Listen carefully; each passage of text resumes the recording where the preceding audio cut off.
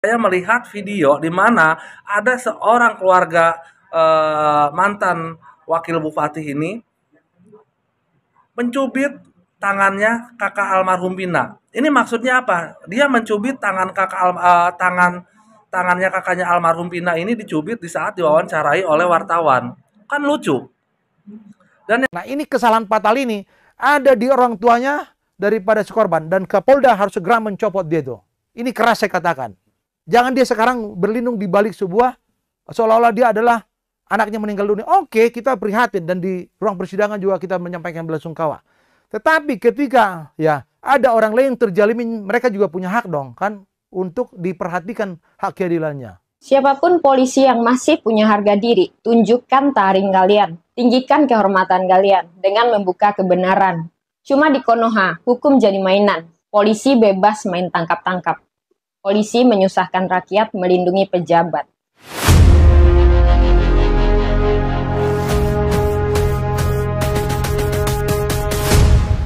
Guys, kembali lagi bersama Iyo Channel akan membahas kasus Vina Cirebon yang saat ini masih sangat viral dan juga telah bermunculan semua saksi. Bahkan saksi yang dikeluarkan itu ada juga yang diduga terlibat dan memberikan kesaksian palsu. Berikut informasinya. Siapapun polisi yang masih punya harga diri, tunjukkan taring kalian, tinggikan kehormatan kalian dengan membuka kebenaran.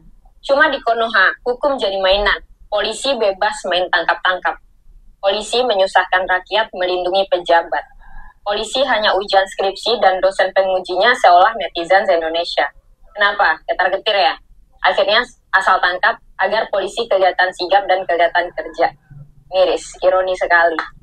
Guys, pedas sekali kakak ini menyindir dan mengkritik kepolisian yang mungkin dengan kasus Vina Cirebon yang banyak juga yang menduga adanya salah tangkap dari pelaku pembunuhan Vina gitu.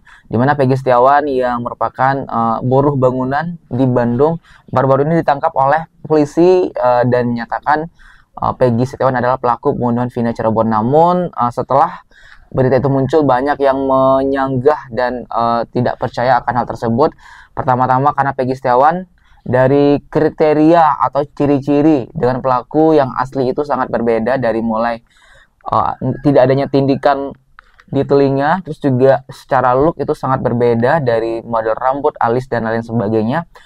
Jadi banyak yang tidak percaya, apalagi ditambah dengan pengakuan Peggy Setiawan langsung yang dia menyatakan rela bersumpah, rela mati. Dia bukan pelakunya, dia hanya difitnah dan dia tidak terlibat sama sekali. Dan juga pekerjaan Peggy adalah seorang kuli bangunan di Bandung, buruh bangunan di Bandung yang mungkin tidak mempunyai power atau kekuasaan, dan tidak mungkin juga rasanya selama 8 tahun dia bisa menghilang dan pergi mengaburkan diri begitu saja selama 8 tahun. Sedangkan dia sudah membunuh dan kasusnya sangat viral juga pada waktu itu.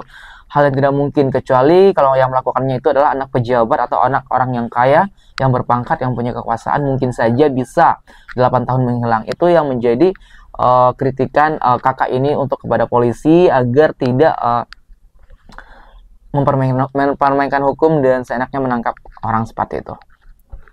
Nah, ini kesalahan fatal ini ada di orang tuanya daripada si korban, dan Kapolda harus segera mencopot dia itu. Ini keras saya katakan. Jangan dia sekarang berlindung di balik sebuah seolah-olah dia adalah anaknya meninggal dunia. Oke, kita prihatin dan di ruang persidangan juga kita menyampaikan belasungkawa. Tetapi ketika ya ada orang lain terzalimi, mereka juga punya hak dong kan untuk diperhatikan hak keadilannya. Ini apa yang sebenarnya yang ditutupin, dan siapa yang merancang ini ditutupin, sehingga orang yang tidak bersalah sekarang harus menderita, karena menerima hukuman seumur hidup tanpa ada satu kesalahan.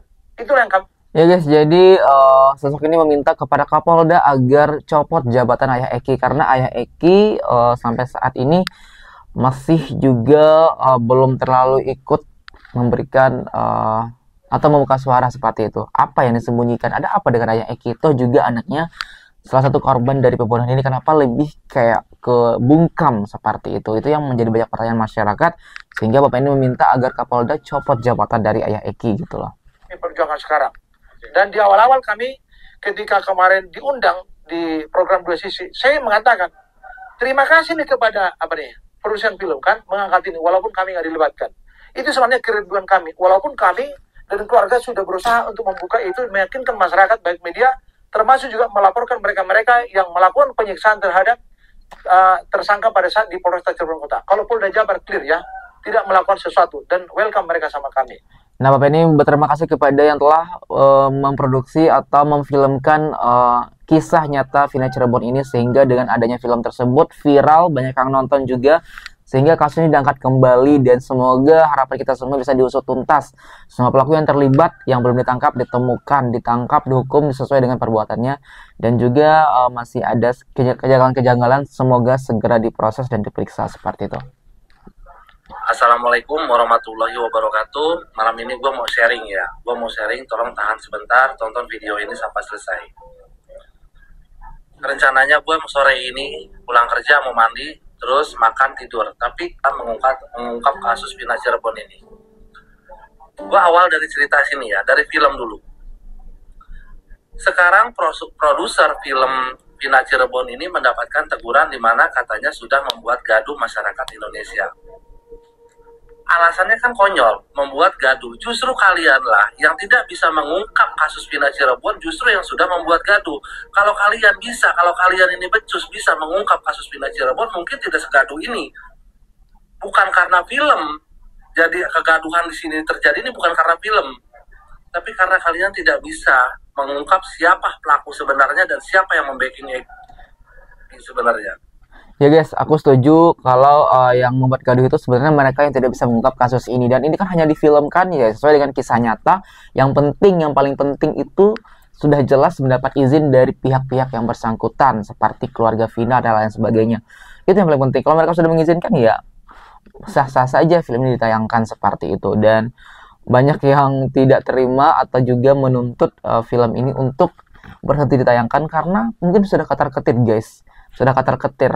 Nah, orang yang katar-ketir itulah yang mungkin ada something nih, kenapa takut gitu film ini tuh viral dan semua orang membuka dan melirik lagi kasus ini seperti itu. Pertama. Kedua, saya mau nanya kepada bapaknya Eki atau ayahnya Eki, apa sih Pak yang menjadi alasan Bapak sampai detik ini tidak ada satupun pengacara yang mendampingi Bapak untuk mengungkap kasus pembunuhan anak Bapak? Apa sih Pak sebenarnya alasannya? Coba ada yang tahu nggak? Sekarang secara logika, anak sendiri itu bukan meninggal karena kecelakaan, karena dihilangkan nyawanya oleh orang lain. Tapi kok Bapak bisa segitu terimanya, sedangkan Bapak ini seorang polisi? Ketiga, di mana seorang pengacara ini yang awalnya kami kira ini baik dan benar-benar bersungguh-sungguh untuk mengungkap kasus ini, ternyata dia mengatakan semua kasus ini sudah kita percayakan saja sama kepolisian dan jangan menggiring opini-opini yang tanpa bukti. Halo Bu, kemana aja Bu? Kalau memang kasus ini bisa diselesaikan dan bisa dipercayakan oleh kepolisian, harusnya enggak sampai 8 tahun ini kasus sudah selesai dong. Memang Ibu lupa juga di mana ayah dari seorang Eki ini adalah kepolisian. Tapi apa yang dihasilkan selama 8 tahun? Padahal kalau kita lihat yang ditangkap itu adalah Eki yang sekarang ini berada di Bandung. Jarak dari Cirebon ke Bandung itu cuma 3 jam perjalanan. Kalau Ibu mengatakan kita harus mempercayai dan kita serahkan sama polisi, hello.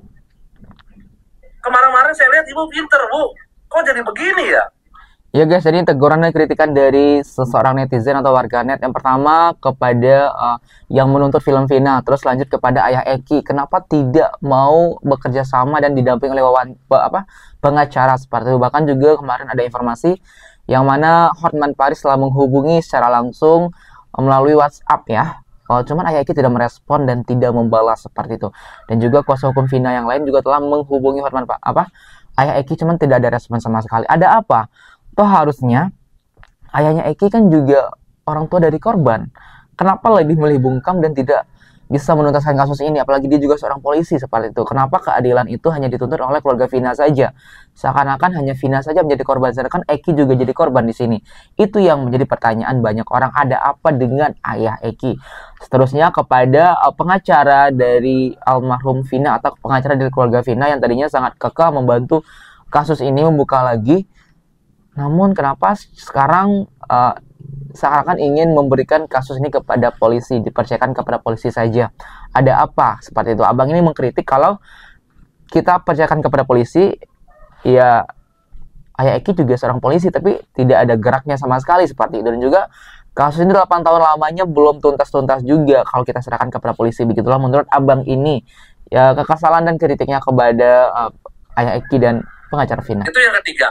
Dan keempat, saya melihat video di mana ada seorang keluarga mantan wakil bupati ini mencubit tangannya kakak almarhum Vina. Ini maksudnya apa? Dia mencubit tangannya kakaknya almarhum Vina ini, dicubit di saat diwawancarai oleh wartawan. Kan lucu. Dan yang terakhir, untuk Mas Birang Birawa, sebenarnya punya masalah apa sih Mas sama netizen sampai segitunya? Kalau memang ada masalah tolong ceritain. Masalahnya apa? Sampai akunnya ini di-privat dan benar-benar di-privasi, tidak ada orang sembarangan bisa melihat akun dia. Ya guys, setelah beberapa informasi dan mengenai Vina Cirebon ya, makin sangat unik dan mencuri perhatian masyarakat Indonesia. Lantas bagaimana tanggapan kalian? Silahkan berikan komentarnya di bawah ini sebanyak-banyaknya. Yo Channel pamit dan terima kasih atas waktunya. Jangan lupa di subscribe. Sampai jumpa.